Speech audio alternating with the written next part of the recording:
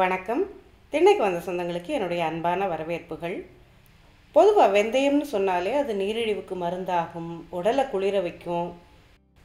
வறுத்து பொடி பண்ண வெந்தயத்தை வாயில் போட்டு சாப்பிடும்போது மாதவிடாய் வயிற்று வலி சரியாகும். இந்த மாதிரி வீட்டு வைத்தியமாக இந்த வெந்தயத்தை நம்ம சாதாரணமாக பயன்படுத்திட்டு வரோம்.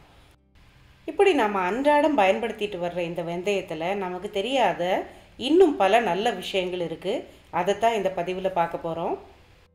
இந்த வெந்தயத்தோட பேரை எடுத்துக்கிட்டோன்னா வெந்த ப்ளஸ் அயம்னு பிரிக்கலாம். அயம்னு சொல்லும்போது தமிழில் அது இரும்பு அப்படிங்கிறத குறிக்கும். அயச்சத்து, அதாவது இரும்பு சத்து நிறைய இருக்கிறதால தான் இதுக்கு வெந்தயம்னு பேர் வந்திருக்கு. 100 கிராம் வெந்தயத்தை எடுத்துக்கிட்டோன்னா அதில் 34 மில்லிகிராம் அளவுக்கு இரும்பு சத்து இருக்குது அப்படின்னு கண்டுபிடிச்சிருக்காங்க.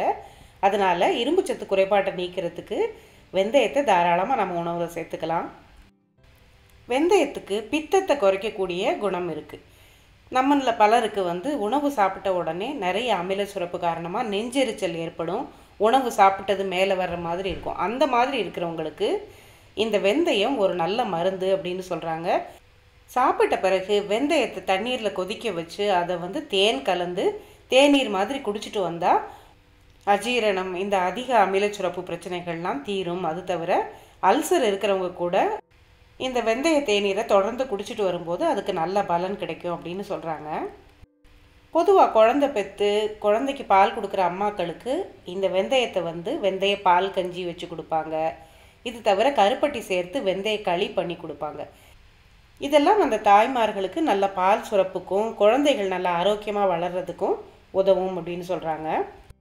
வட இந்தியாவில் வெந்தயத்தோட பாதாம் பருப்பை சேர்த்து லட்டு மாதிரி பண்ணி அதை குழந்தை பெற்ற பெண்களுக்கு உணவாக கொடுக்குறாங்க. வெந்தயம் உடம்புக்கு குளிர்ச்சி அப்படின்னு அதை ஊற வச்சு அரைச்சி தலைக்கு தேய்ச்சிக்கிறத இன்றைக்கும் நம்ம கிராமங்களில் பார்க்கலாம்.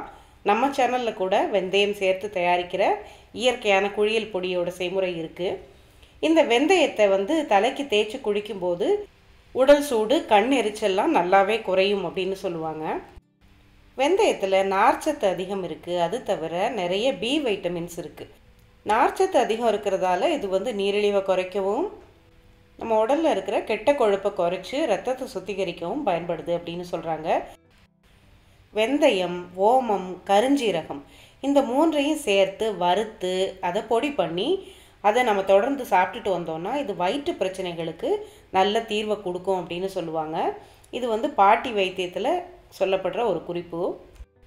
பழங்காலத்து சீன மருத்துவத்திலையும் நம்ம சித்த மருத்துவத்திலையும் வெந்தயம் ஒரு முக்கியமான பொருளாக இடம்பெற்றிருக்கு. இந்த வெந்தயத்தை பற்றி தேரையர், அகத்தியர் முதலான சித்தர்கள் கூட அவங்களோட பாடல்களில் குறிப்பிட்டிருக்காங்க. இப்போ அகத்தியரோட ஒரு பாடலை நம்ம பார்க்கலாம்.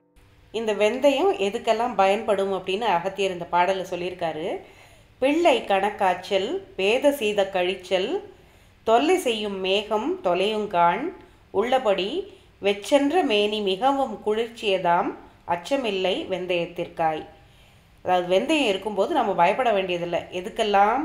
பிள்ளைகளுக்கு வரக்கூடிய கணக்காய்ச்சல், அதை கணைச்சூடுன்னு சொல்லுவாங்க, உடல் சூடு.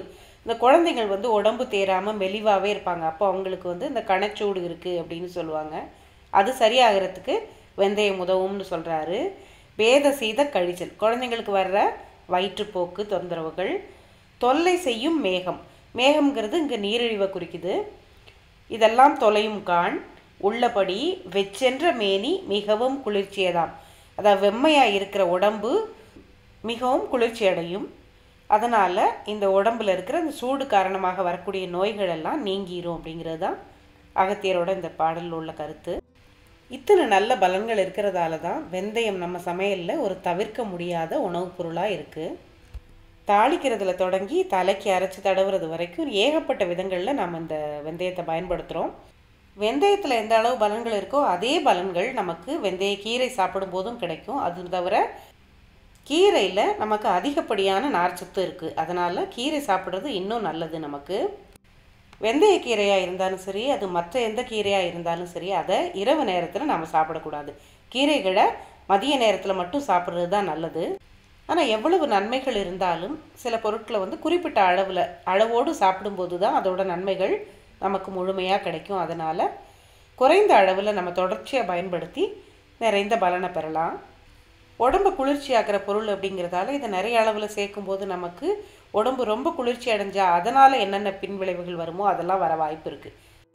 அதனால் ரொம்ப குளிர்ச்சியான நேரங்களில், அதாவது குளிர்காலங்களில் இந்த வெந்தயத்தை பயன்படுத்துகிறத நம்ம தவிர்க்கலாம்.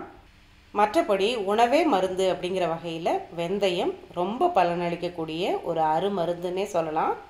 இந்த பதிவு உங்களுக்கு பயனுள்ளதாக இருந்தால் இந்த பதிவை உங்கள் நண்பர்களுக்கும் உறவினர்களுக்கும் பகிர்ந்துக்குங்க. அடுத்து இன்னொரு பதிவில் சந்திக்கலாம். நன்றி.